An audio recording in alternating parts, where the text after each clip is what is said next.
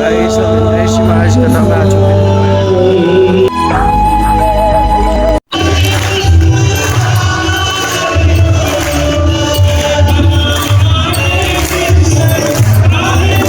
सुंदर श्याम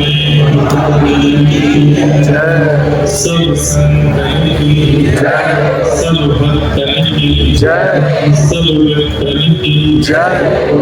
श्रीनाथ प्यारे वाला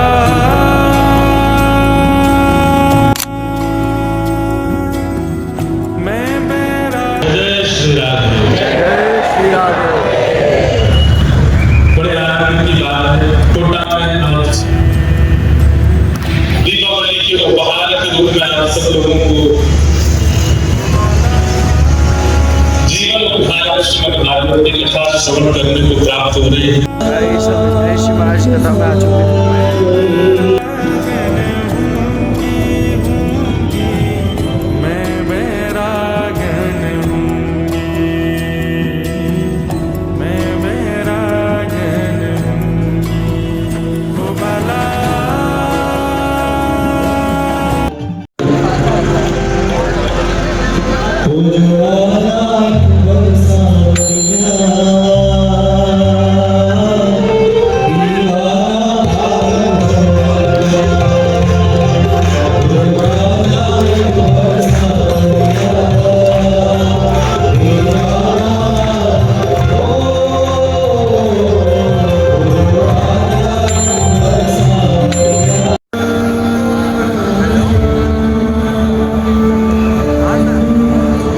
इंद्रेश महाराज जी आ चुके हैं।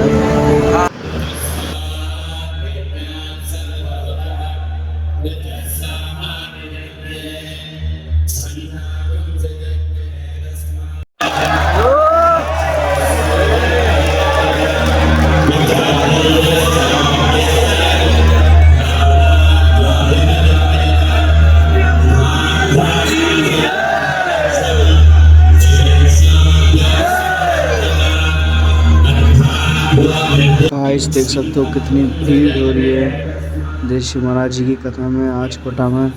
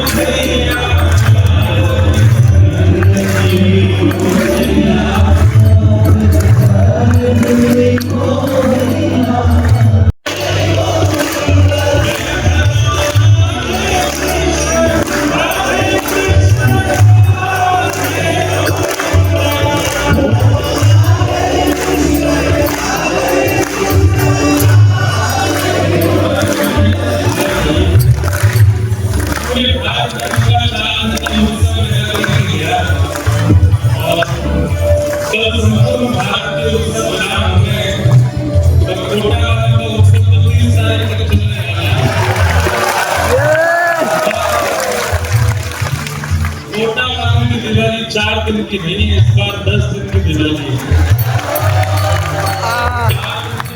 परिवार वालों के साथ में दिवाली मनाई और हमारे वृंदावन के गोपाल जी के संग दिवाली मनाओ। जैसे होगा बहुत बुरा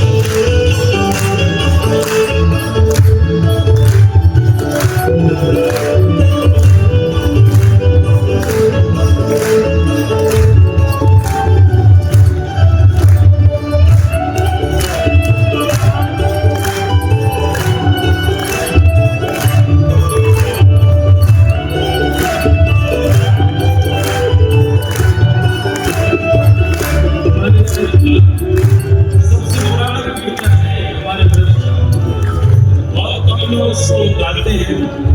दादी दादा नानी नाना पुराने लोगों को याद है, लेकिन हम अपने नाम सुनाते हैं, सब लोग सुनाते हैं। आप केशव जी कल्याण की भगवान जानी मेरा केशव जी कल्याण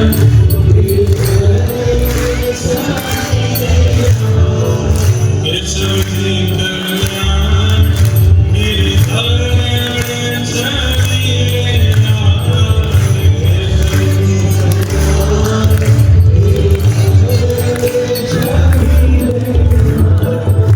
मदन मोहन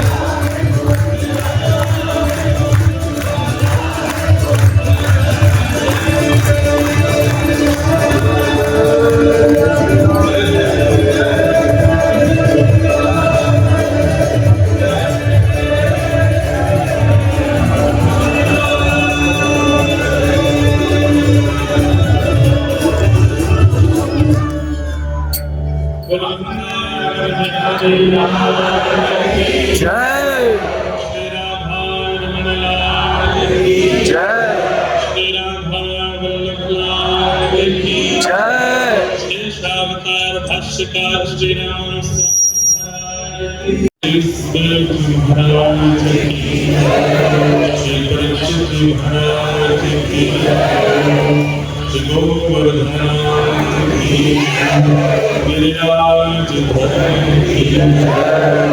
श्याम सुंदर श्री सब सब भक्तन की जय, सब भक्तन की जय। श्रीनाथ प्यारे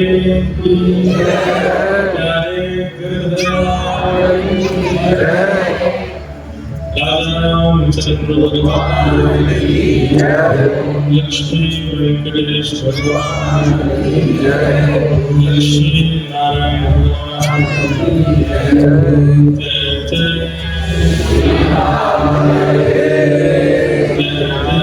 श्री राम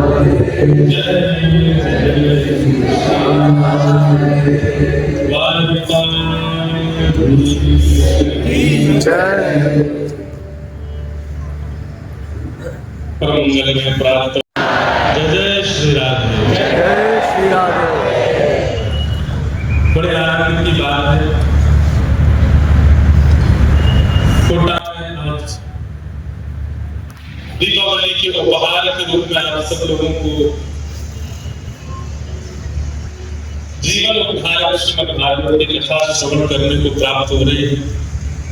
हमें लगता है इससे सुंदर उपहार ठाकुर जी के द्वारा दीपावली का आपको कोई नहीं मिलता। हमारे भारतवर्ष में एक से एक अनेक उत्सव त्योहार होते हैं, पर एक दीपोत्सव ऐसा उत्सव है लगभग शायद ही कोई भारत में होगा जिसे ये प्रिय ना लगता हो। सबको प्रिय लगता है, सर्व प्रिय फेस्टिवल त्योहार है हमारे भारत का। और व्यक्ति एक बार को रक्षाबंधन के भी घर से बाहर हो सकता है, होली के भी घर से बाहर हो सकता है, जन्माष्टमी आदि पर भी बाहर होता है, नवरात्रियों में कई बार अपने कार्यों को प्रधानता दे देता है। पर दीपमालिका दीपोत्सव ऐसा उत्सव है कि हर व्यक्ति चाहता है कि मैं अपने घर पहुंचूं, अपने घर यहाँ मैं कहीं और ना जाऊं। और जो साल भर नहीं पूछते उनके यहाँ से भी दीपावली की सोन पापड़ी आ जाती है दीपोत्सव के दिन। सबके मन में उत्साह उल्लास रहता है उस उत्सव के प्रति। पर धन्य है आप सब लोग कि आपको श्रीमद् भागवत की कथा सुनने को और मुझे कहने को मिल रही है इस पावन दीपमालिका उत्सव के तुरंत बाद।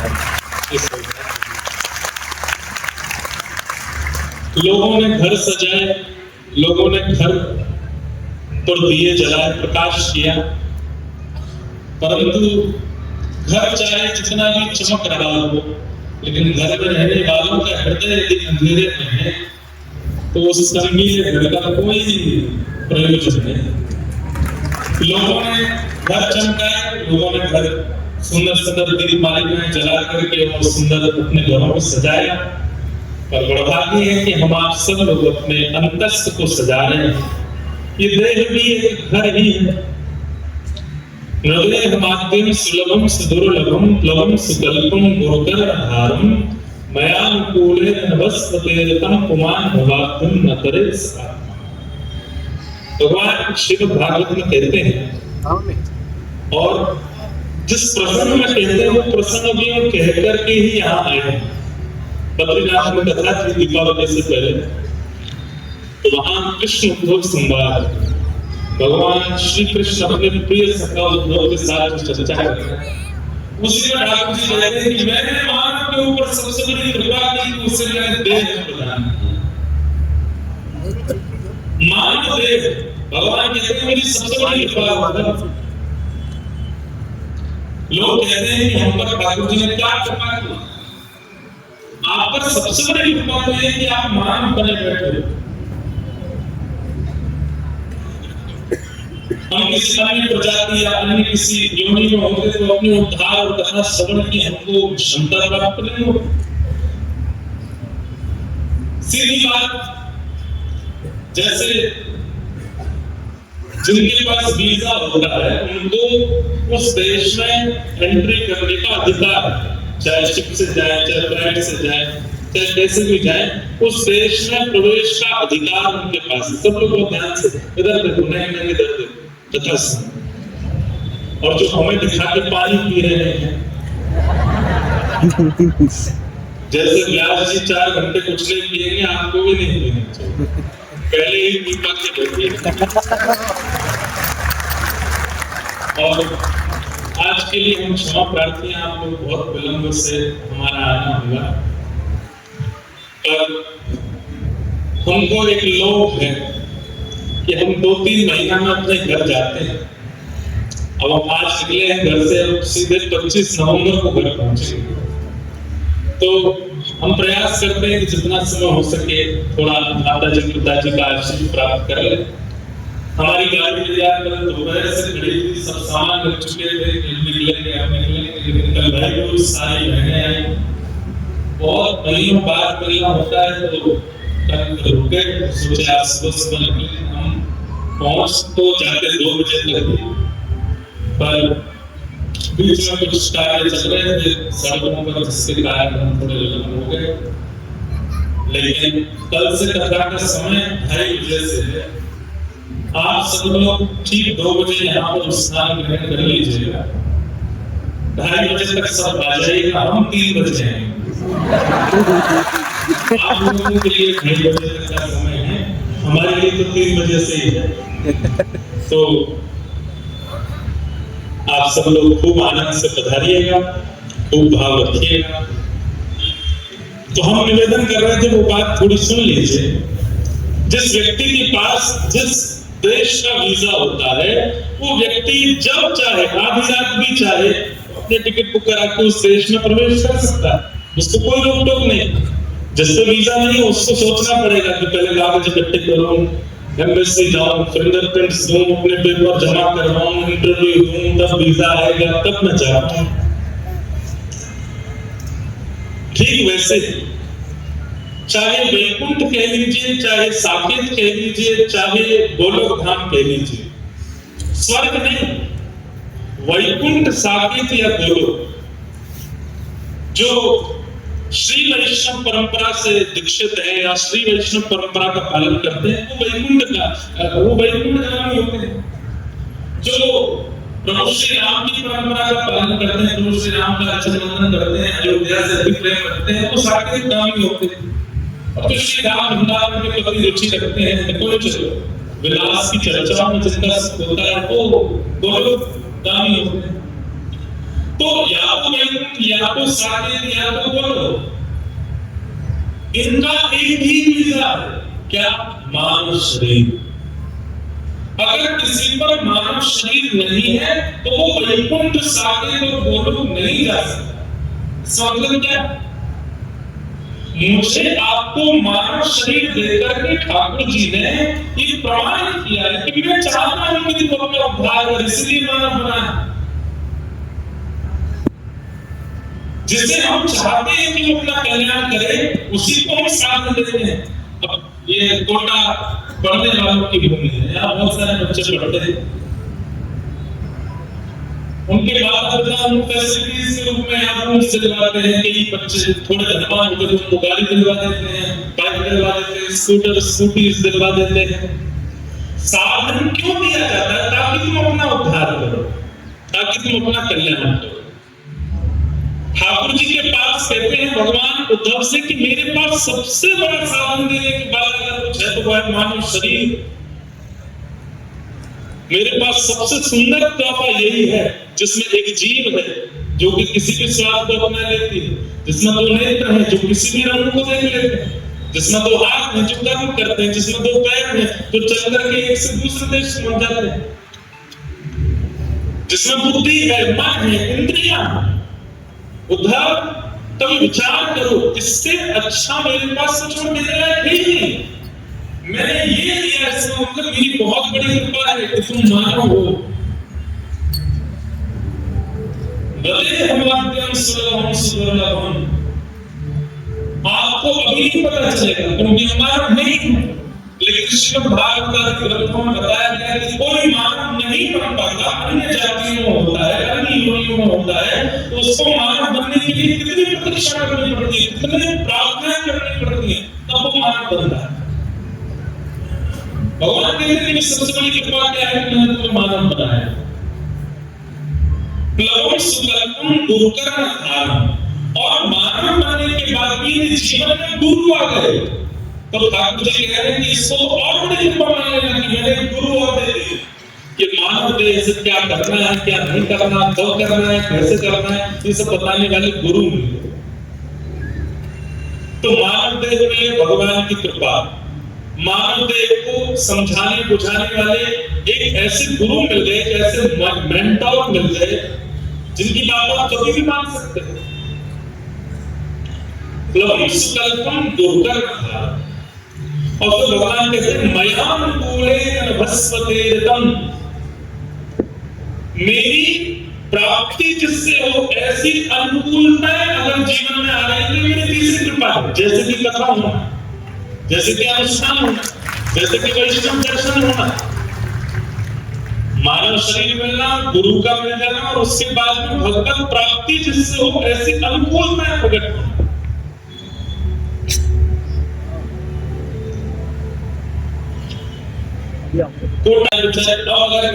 आपने 2 साल बाद की समय मिलती, लेकिन हमारी एक बड़ी बहन है, सबसे बड़ी बहन, उनका इस परिवार से संबंध है। उन्होंने माँ की तरह हमारे काम को पकड़ा, यहाँ जाना पड़े, तो कथा तो नहीं बहुत थी, आज से कथा कहीं और प्रारंभ होनी थी, और जहां कथा होनी थी वो 2 साल पहले समझ ले चुके थे। बड़ी मुश्किल से बात को जोड़ करके भैया संतों की आज्ञा है, माता जी की आज्ञा है, बहन की आज्ञा है, इसलिए हमको जाना पड़ेगा कोटा। तो कोटा तो 6-7 महीना में आगे इसमें आप हमारी योग्यता समझिएगा, इसमें हम आए हैं इस बात की प्रशंसा नहीं है।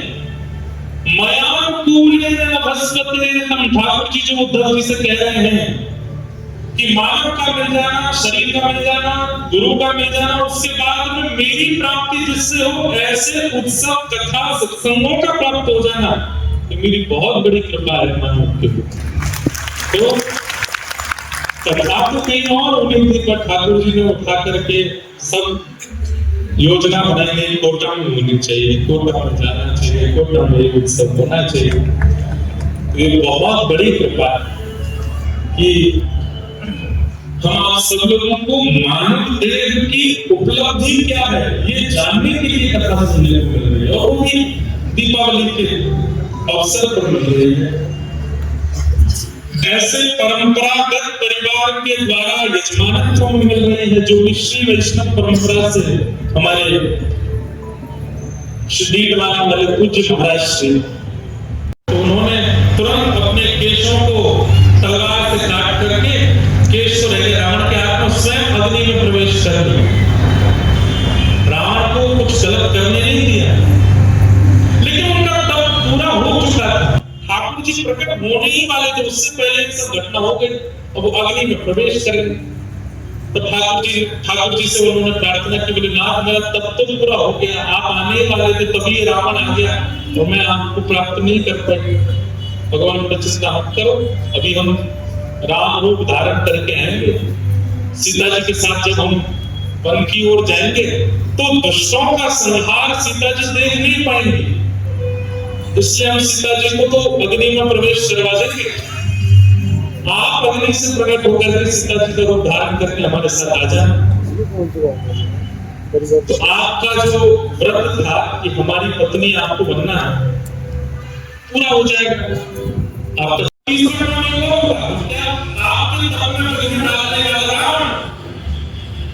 उस रावण के अंत का कारण भी आपको हंटर लेके जाएगा, आपको बचाने के लिए वहां आएंगे, सेना लेकर के अपनी लंका जला के रावण को बदल क्या करेंगे। आपका जो बदला है वो भी हो जाएगा। ठीक है, सीता जी तो पावक में प्रवेश कर गए, अग्नि में प्रवेश कर गए, पर छाया में जानकी जी जो आई वही तीनों राजा की पुत्री जानकी जी का धारण करके प्रभु श्री राम के साथ प्रकट हुए। सब लीला हुई आप सबको पता है। उसके बाद जब ये वापस लौट करके अयोध्या आ गए, अब राम जी तो एक पत्नी व्रती है, वो तो एक ही पत्नी को सर्वस्व मानते हैं। अब छाया में सीता जी जो है उनको ये बात कभी कभी मन में होती है कि मेरी तरफ इतने भाव से देखते ही मैं कहीं समीप बैठ भी जाती हूँ, थोड़ा सा खिसक जाते हैं, थोड़ा उठ के चले जाते हैं, कभी कोई चर्चा भी करते हैं तो नीचे नजर करके करते हैं। तो उन्होंने विचार किया कि हे पुरुष आप इस प्रकार का व्यवहार क्यों करते हैं। बोले देखिए वास्तविकता मत भूलिए, आप मर्यादा पुरुषोत्तम है, ये पत्नी व्रती है, हमारी पत्नी तो पावक में है, अग्नि में है। आपकी तपस्या के कारण हम आपके साथ अभी सब निर्माण कर रहे हैं। तो उन्होंने कहा कि तुमने ये तो केवल आपने खाना पूर्ति की कि बस हमको पत्नी बना करके बैठा दिया है, ना तो हमारे प्रति आपका कोई भाव, ना आपके मन में कोई चिंतन, ना आप हमें देखते हैं, ना कुछ ऐसा। देखिए अब क्या करें, हमने मर्यादा पुरुषोत्तम। तब वो सब लीलाएं हुई कि वे आश्रम चली गई, वहां लवकुश का जन्म हुआ, उससे बाद वो अग्नि में प्रवेश हो गए। पर उनके अग्नि में प्रवेश होते ही जो अग्नि में जानकी जी थी वो पुनः आकर कृष्ण जी के बगल में विराजमान हो गए, और उसके बाद ठाकुर जी सारे जन्म करेंगे। तो सीता जी के साथ जो लीला हुई वह भी कोई असत्य नहीं है, उसमें भी ठाकुर जी की कोई गलती या उस पर प्रश्न चिन्ह नहीं उठ सकते। वो ठाकुर जी के अंतर की लीला है, वहां पे ठाकुर जी किसी की इच्छा की पूर्ति कर रहे हैं। लेकिन अब वो कन्या जो अग्नि में प्रवेश कर रही बोली मेरी इच्छा पूरी हुई है, आपने पूर्ण रूप में पत्नी रूप में मुझे स्वीकार किया है। तो प्रभु श्री राम बोले अब देवी आपको यही होगा। बोले क्या? अब तुम पुनः दक्षिण भारत में पद्मावती के रूप में प्रकट होगी और हम वेंकटेश बन करके आएंगे, हम तिरुपति बन करके आएंगे, तब आपके साथ तब आप उस स्वीकार करेंगे। तो लक्ष्मी जी किसी बात से रोक करके कोल्हापुर चली गई और उस बीच में फिर वेंकटेश भगवान का विवाह पद्मावती जी के साथ हुआ। ये पद्मावती जी तीसरे जन्म में आकर के, तीसरे स्वरूप में आकर के वेंकटेश भगवान की गृहिणी के रूप में विराजमान। पूरी दुनिया में किसी भी शास्त्र में आप ठाकुर जी के किसी भी विषय पर अगर प्रश्न उठाते हैं उसका उत्तर है, और अंत में आकर के ठाकुर जी ही सत्य घोषित हो जाएंगे, आप उनको असत्य घोषित नहीं कर सकते। वो कब कहां कौन सी लीला किस तरीके से कैसे संपादित कर रहे हैं वही जानते हैं, या उनका अनुसंधान करने वाले वैष्णव जन जानते हैं। तो ठाकुर जी का पहला रूप क्या है? सत्य। वो असत्य नहीं हो सकते। वो जहां कहीं भी जो कुछ भी कर रहे हैं सब में सत्य विराजमान है। ठाकुर जी का पहला रूप है सत्य। ठाकुर जी का दूसरा रूप क्या है? चैतन्य। हमारे कुछ श्रीनाथ जी विराजमान है, कोई इन्हें प्लास्टिक का समझे, कोई लकड़ी का समझे, कोई कार्डबोर्ड का समझे, बहुत बड़ा अपराध है। ये चैतन्य नहीं है, साक्षात चैतन्य। अब इनकी बात ऐसी है, मैं एक बात बताना चाहता हूँ। बचपन में जो आप लोग यहाँ बैठे, आप सबने खेल खेला होगा, बर्फ पानी खेला, बर्फ पानी खेलने में क्या होता है कि वो एक बार लगने से बोल देता है बर्फ, तो वो सब जैसे हैं वैसे खड़े रह जाते हैं। बाकी तो बच्चे खेलते रहते हैं, उसको छुड़ा के पानी करने के लिए, तो वो पानी होता है। एक और खेल हम लोग खेलते हैं, उसमें 10 तक गिनती गिनता है बार है 2 3 4 10 तक गिनती गिनता है लोग कहते हैं स्टैचू जितने बच्चे बड़े होते हैं वो सब कुछ बन जाते हैं कोई हाथ ऊपर करके कोई नृत्य करता हुआ कोई ऐड करके अब टास्क क्या है जिसने गिनती गिनी है उसको कहा जाता है अब तो हमने इसको हंसा के देखा अगर एक भी हिल गया तो जो हिलता जाता है वो भाग होता चला जाता है जो सबसे पहले हिलता है 10 नंबर तक वो गिनता जाकर ठीक वैसे ही हम तो वो व्यक्ति हैं जो गिनती कर रहा है 10 तक 100 तक गिनती होती है हमारी 100 तक मतलब 100 साल की गिनती है जन्म से प्रारंभ हो जाते हैं और ठाकुर जी महाराज ने वही कह दिया सच में खड़े मिला तुम हंसा के तो मेरे सामने है तो अपने नाम जप से अपनी भक्ति से अपनी परिक्रमा से अपने तप से अपने बल से अपने प्रसाद से अपने भजन से अपने नृत्य से अपने गायन से काऊ से भी मुंह हिला के दिखा दे पर ठाकुर जी इतना अद्भुत खेल खेलते हैं हम कुछ भी करते हैं यही खड़े रहते हैं इसका मतलब क्या है अगर सामने वाला बालक हिल नहीं रहा है इसका मतलब तुम्हारी तरफ से एफर्ट हुआ नहीं है तुम उसको हंसा नहीं पाए तुम ऐसा कुछ कर नहीं पाए कि हंसे लेकिन कितनी 100 साल की है तो 100 भी पूरे नहीं हो रहे आजकल 80 से पहले ही टपक जा रहे हैं हम लोग भगवान जड़ नहीं है वो चेतन नहीं है पर हमारे लिए जड़ खड़ी है कि तुम्हारे लिए टास्क है कि मेरे जड़ को तुम चेतन बना कर दिखाओ श्री जी चेतन नहीं है कितनी बार चेतन नहीं हुए आज भी चेतन होते हैं पूर्णदास जी के लिए चेतन हुए सूरदास जी के लिए चेतन हुए श्री स्वामी जी के लिए चेतन हुए भक्तिमती मीराबाई के लिए चेतन हुए रैदास जी के लिए चैतन्य हुए हमारे लिए क्यों क्योंकि हमने पहले ही मान लिया है कि ये जड़ ही है ये मूर्ति ही है ये धातु ही है ये पत्थर ही है श्रीमद् भागवत में स्पष्ट कर दिया महात्मा में पहले ही ठाकुर जी कौन है उनके प्रति चैतन्य बुद्धि ही रखो जल भाव वो चेतन है लेकिन हमें जल की तरफ प्रतीत हो रहा है इसका मतलब क्या है कि हमारी बुद्धि और इंद्रियों की इतनी क्षमता ही नहीं है कि चेतन का अनुभव कर पाए इससे हम चलिए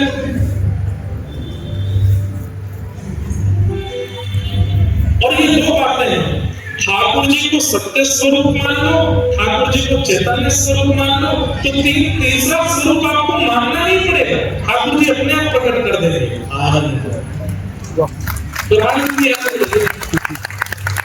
चलते फिरते उठते बैठते खाते पीते हंसते सोते जागते हर स्थिति में केवल आनंद हमारे संत महात्मा इतने कष्टों के बाद भी इतने आनंद में क्यों रहते क्योंकि वो ठाकुर जी को सत्य और चैतन्य स्वरूप मान चुके हैं इसलिए आनंद प्राप्त हो हम अभी भी उनको जड़ मानते हैं इसलिए हमको आनंद दुख होता है कष्ट होता है पीड़ा होती है ग्लानि होती है आत्मग्लानि होती है ना जाने क्या क्या है सब भाव ये संतों को नहीं आते हमको क्यों आते हैं सारे भाव क्योंकि हम ठाकुर जी के प्रति जड़ बुद्धि रखते हैं असत्य बुद्धि रखते हैं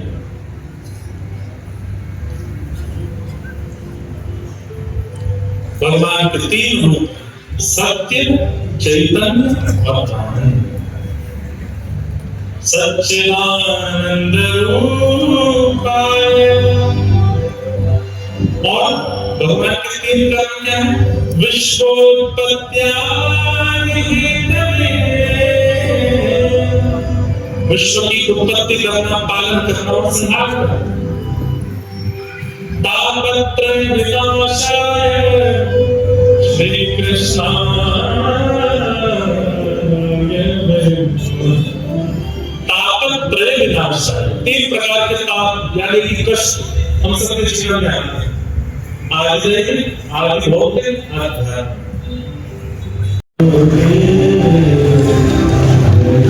ये भक्त का स्वरूप है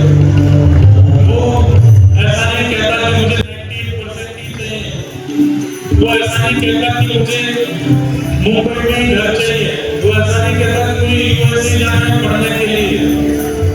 वो कहता है ना, प्रयास मैं कर रहा हूँ, प्रयास मैं करूंगा, पर मेरे लिए जो उचित हो वो आप दीजिए, और आप जो देंगे उसमें मैं कुछ सिंधु नहीं करूंगा, मुझे सब देगा। ये भक्त का स्वरूप होता है। वो अपनी इज्जत थोपना नहीं है, आप कुछ नहीं आके दे रहे।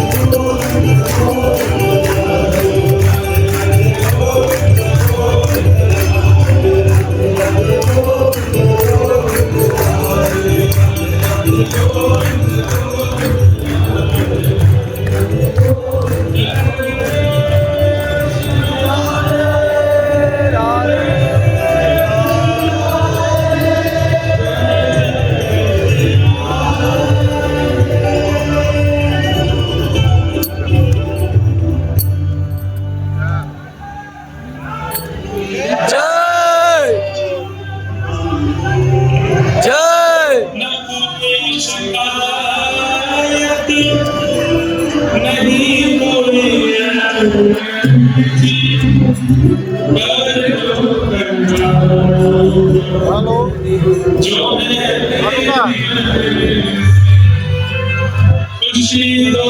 दोस्त तो लिया बेटा मैं चाय खिलाया क्या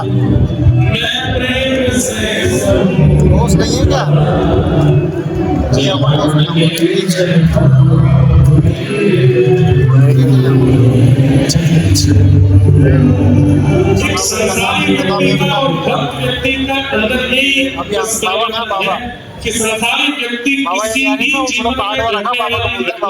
स्वीकार करता है और उसको बदलने की बाबा लेकिन वैष्णव भक्त चल ठीक है सबको प्रसाद मानता है कि ठाकुर जी जो कर रहे हैं सब मेरे लिए प्रसाद से मुझे सब सीधे